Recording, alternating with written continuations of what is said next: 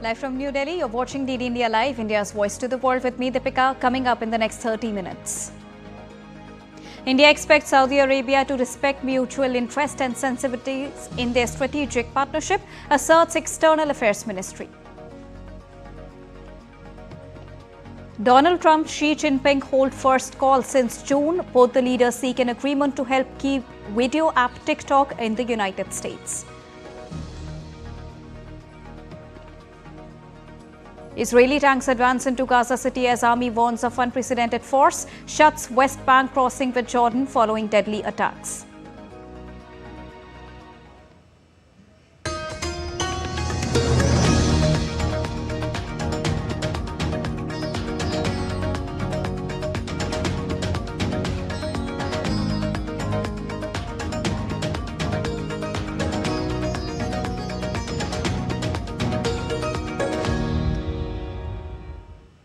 India has reacted to Saudi Arabia's recent defense agreement with Pakistan, saying New Delhi expects that Riyadh will keep in mind the mutual interests and sensitivities.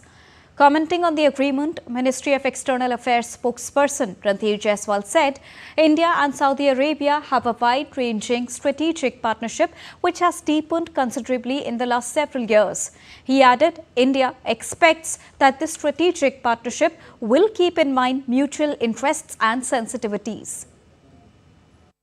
India and Saudi Arabia, we have a wide-ranging strategic partnership which has deepened in the last several years considerably.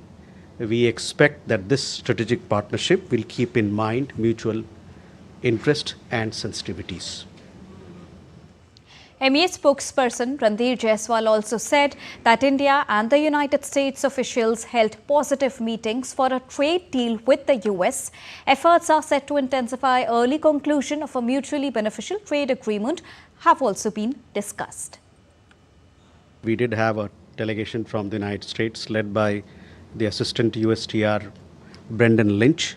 He had meetings of senior officials in the Ministry of Commerce that was on 16th of September to take forward the ongoing negotiations for a trade deal with the United States. These discussions have been positive and forward-looking, covering various aspects of the trade deal. And it was also decided between the two sides to intensify efforts to achieve early conclusion of a mutually beneficial trade agreement. Reacting to the recent political developments in Nepal, Ministry of External Affairs spokesperson said that India has welcomed Nepal's interim government and assured all possible support for peace and stability in the country. He added that as a close neighbor, India has extended its full support to ensure early restoration of peace in Nepal. The new interim government happened in Nepal. We issued a statement. We welcomed the new interim government. Post that, we had a telecon conversation between our Prime Minister and Prime Minister Karki, where we have reiterated and reaffirmed our steadfast support to Nepal, that we'll ensure all support in terms of establishing peace and stability. We are, as a development partner, as a fellow democracy, and as a close neighbor, we have extended all support to Nepal so that there is early restoration of peace and stability in the country. And it is a relationship where we'll be working together for the progress and prosperity of the peoples of the two countries. Prime Minister Narendra Modi received a telephonic call from the Prime Minister of Greece, Kyriakos Mitsotakis, on Friday. Extending warm wishes on PM Modi's birthday, Prime Minister Mitsotakis conveyed Greece's support for the early conclusion of a mutually beneficial India-EU free trade agreement and for the success of the AI Impact Summit to be hosted by India in 2026. Both the leaders discussed on a range of issues and welcomed the development in the existing bilateral relations across sectors such as trade, investment, technology, shipping, defense, security, connectivity, and people-to-people ties, and reaffirmed their commitment to further strengthen the India-Greece strategic partnership. The two leaders also exchanged views on regional and global issues of mutual interest while agreeing to remain in touch. A Sikh community delegation met Prime Minister Narendra Modi on Friday and submitted recommendations for the safekeeping and dignified public display of the revered Sikh relic Jode Sahib, a pair of footwears attributed to Guru Gobind Singh and Mata Sahib Kaur. Union Minister Hardeep Singh Puri was also part of the delegation. The sacred artifacts are over 300 years old and had been preserved and safeguarded by Hardeep Singh Puri's family for generations. Taking to social media platform X, Prime Minister Narendra Modi wrote, and I quote him here, "I was very happy to receive the distinguished and accomplished members of the Sikh delegation who handed over their recommendations with regard to the safekeeping and befitting display of the immensely sacred and invaluable holy Jode Sahib of Sri Guru Gobind Singh Ji and Mata Sahib Kaur Ji. Holy relics as significant and spiritually important as the Jode Sahib are as much a part of the glorious Sikh history as they are of the cultural ethos of our nation. The holy relics will inspire the future generations to follow the path of courage, righteousness, justice and social harmony shown by Sri Guru Gobind Singh Ji." Unquote. US President Donald Trump and Chinese President Xi Jinping held their first known telephonic conversation in 3 months on Friday, aiming to address key issues, including the future of TikTok in the US and the ongoing trade tensions. The leaders discussed a potential deal to keep TikTok operational in the US while transferring the app's American assets from Chinese owner ByteDance to the United States ownership. However, concerns remain over the precise ownership structure and the extent of control China may retain over the app. The call also touched on broader trade negotiations, with Trump expressing optimism that the two sides were pretty close to a deal. In addition to trade, issues such as semiconductors, Chinese imports of US goods, and Beijing's response to fentanyl-related chemicals were also on the table. Israeli tanks advanced further into the Gaza City on Friday. Israeli military earlier warned the use of unprecedented force, urging the residents to flee south as it closed to a temporary evacuation route opened just 48 hours earlier. Earlier, heavy explosions were heard over Gaza City on Friday morning, with fireballs lighting up the sky over the Palestinian enclave. Palestinians were seen fleeing northern Gaza, heading south amid Israel's military operation, carrying their belongings in cars, trucks and carts, while others walked along a coastal road in central Gaza. Israel aims to defeat Hamas and secure hostages, with large numbers of troops moving towards the inner city. A total of 48 hostages remain in Gaza since their capture in a Hamas attack on southern Israel on the 7th of October in the year 2023. Israeli officials say around 20 are still alive. In another update, Israel has shut the only gateway between Israeli-occupied West Bank and Jordan. The move comes a day after a driver bringing aid from Jordan to Gaza killed 2 Israeli military personnel. The Israeli Airports Authority that operates the Allenby Bridge crossing announced that it would be closed until further notice. No group claimed responsibility for the attack at the Allenby Bridge, which is a key route for trade between Jordan and Israel. United States vetoed a draft United Nations Security Council's resolution for the 6th time that demanded an immediate, unconditional and permanent ceasefire in Gaza and that Israel lift all restrictions on aid deliveries to the Palestinian enclave. The text, drafted by the 10 elected members of the 15-member council, would also have demanded the immediate, dignified and unconditional release of all the hostages held by Hamas and other groups. It received 14 votes in favor. It was the 6th US veto since the conflict between Israel and Hamas began nearly 2 years ago. Spain supported the EU Commission's proposal to freeze trade agreements on Israel. Prime Minister Pedro Sanchez said that his country's interest in Israel's actions in Gaza stemmed from geopolitical and human rights concerns. During a press conference after meeting with German Chancellor Friedrich Merz in Madrid, Sanchez added that Spain had faced what he called terrorist attacks in the past and criticized the strategies such employed by Israeli Prime Minister Benjamin Netanyahu to combat these threats. En relación con la propuesta de la... In relation to the proposal by the presidency of the European Commission, the position of the Spanish government is clear. We agree. In fact, for more than a year now, we have been requesting the European Commission to suspend the Strategic Association Agreement between the European Union and Israel, as we believe that one of the most important articles, which is the obligation to respect international humanitarian law, was being violated by the government of Israel. Derecho internacional humanitario por parte del gobierno de Israel. The meeting between Sanchez and Merz additionally focused on topics including solar energy initiatives and the European Future Combat Air System Fighter Jets project. Moving on. France's Interior Ministry has ordered prefects to oppose the display of Palestinian flags on town halls and other public buildings next week when Paris is set to formally recognize the Palestinian state. The Interior Ministry said in a Telegram post, the principle of neutrality in public service prohibits such displays and added that any decision by mayors to fly the Palestinian flag should be referred to the courts. Israel's war on Gaza is a hot-button issue in France, and it is not uncommon to see flags hanging out of the windows in Paris and elsewhere. Several French mayors have already announced their intention to display the Palestinian flag on their town halls next week. On Monday, France is set to formally recognize Palestine's statehood at the UNGA. Iran's Foreign Minister Abbas Araghchi on Friday said that he has put forward a fair and balanced nuclear proposal to European powers to prevent the return of UN sanctions on Iran. He added that the proposal was made on Thursday to Britain, France and Germany, known collectively as the E3, as well as the European Union. Arguing that Iran cannot be the sole responsible actor, Araghchi said turning his idea into action can be prompt and resolve the respective bottom lines to avert a crisis. The United Nations Security Council will vote on Friday on reimposing deep economic sanctions on Iran over its resurgent nuclear program.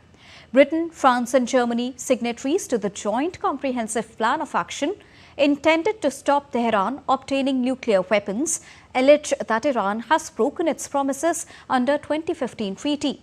In a letter to the United Nations in mid-August, the European three slammed Iran as having breached several Joint Comprehensive Plan of Action commitments, including building up a uranium stock to more than 40 times the level permitted under the deal. Now, despite a flurry of diplomatic talks between the European powers and Tehran, the Western trio insisted there was no concrete progress. The vote could result in the imposition of sanctions as early as next week. The European Commission has proposed the 19th package of sanctions against Russia, aiming to increase pressure on Moscow to end the ongoing Ukraine crisis. Commission President Ursula von der Leyen said on Friday that the sanctions are part of efforts to force Russia to leave the battlefield and come to the negotiating table. In the last 2 weeks, Russian Shahid drones have violated our union's airspace, both in Poland and in Romania. These are not the actions of someone who wants peace. Again and again, President Putin has escalated, and in response, Europe is increasing its pressure. This is why today I'm presenting the 19th package of sanctions. First, on energy. Russia's war economy is sustained by the revenues from fossil fuels. We want to cut these revenues. Now let's take a look at other stories making news across the world in brief. In Turkey, a new human statue has been discovered. The site continues to yield new discoveries, most recently including animal figures and a human statue believed to have been laid horizontally as a sacrificial offering. In Australia, a tinsel-wrapped tray of golden mangoes has delivered thousands of dollars for charity at the Brisbane Market's annual auction. Chris Frame won and was dubbed the 2025 Mango King with a bid of $66,000. In France, paragliders are getting ready to take part in Carnival, where colourfully disguised pilots fly in the skies over the French Alps. The Carnival will take place on the 20th of September and 21st in Saint-Hilaire in Grenoble. We're heading for a short break, but still to come on the other side. 3 dead in Australia after Optus glitch disrupts emergency calls. UN raises alarm over increasing ethnic violence in Sudan. And speed skater Anish Raj clinches bronze at Speed Skating World Championship in China.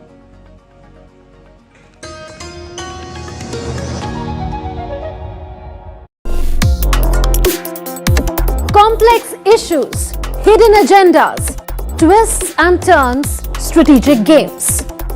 We think all dots are linked. We just need to connect them. Join me every week as I connect the dots to unravel hidden designs in statecraft, mysteries, and decode issues that matter to you. Watch Connecting the Dots with me at these times on DD India.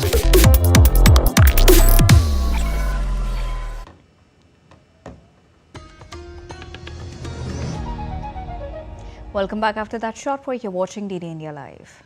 Now, the United Nations has raised alarm over increasing ethnic violence in Sudan, where the war between the regular armed forces and the paramilitary rapid support forces has intensified.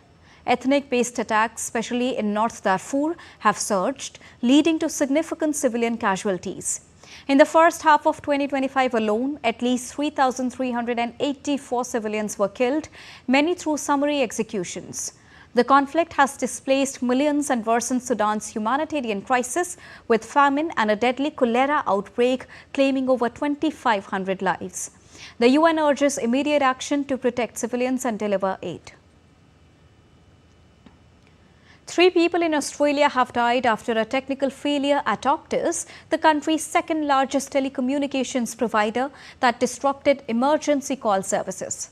The failure occurred during a network upgrade on Thursday, affecting customers in South Australia, Western Australia and the Northern Territory. CEO Stephen Wu confirmed that the issue prevented some customers from making emergency calls. Welfare checks later found the 3 victims, with more checks still ongoing. Optus has since fixed the fault and is conducting an investigation into the incident, which will be made public once completed.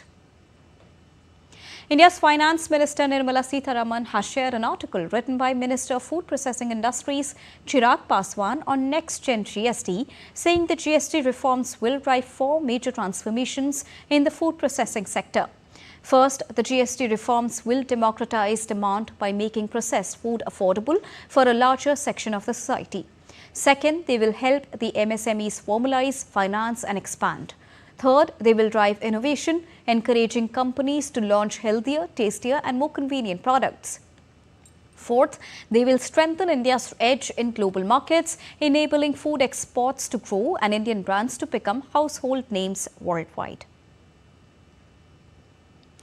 Now, Parthiv Neotia, who is the Vice President of the Indian Chamber of Commerce, while speaking to DD India, said the new GST has made insurance and healthcare more accessible, strengthening India's economic growth. He said the reforms will provide people with a safety net, encourage both public and private insurance. He added that the rates change will boost consumer demand during the festive season. Take a listen. We have Parthiv Neotia with us. He's the Vice President of Indian Chamber of Commerce. Hi Parthiv, welcome to DD India. So we are talking about GST. How do you see the recent GST or the new gen GST impacting our India and the retailers and the industry? I think the GST 2.0, as the government is calling it, is a very pro-citizen reform. They've put in a lot of effort to not only simplify the GST process, but also make a lot of daily consumables, durables, very affordable to the billion population that India holds. So while we are talking about consumption, festive season is almost here. How do you see with the new gen coming in, the people's buying behavior will be changed or will be impacted? No, I think India consumer story is the main story that we are selling in the global platform. The way consumption has increased dramatically across the different income brackets has been astonishing. The concept of EMI has allowed people accessibility to a lot more things than would have maybe a decade ago. And plus with GST cuts in very crucial things like television, ACs, there will be definitely an upgradation in people's living standard. Lastly, now we're talking about the disposable income and people's spending habits. How do you see this new change directly or indirectly impacting the growth of our country, the growth story? As I had mentioned, I think the GST in many cases has become better. They've reduced the slab in a lot of day-to-day needs, a lot of crucial needs.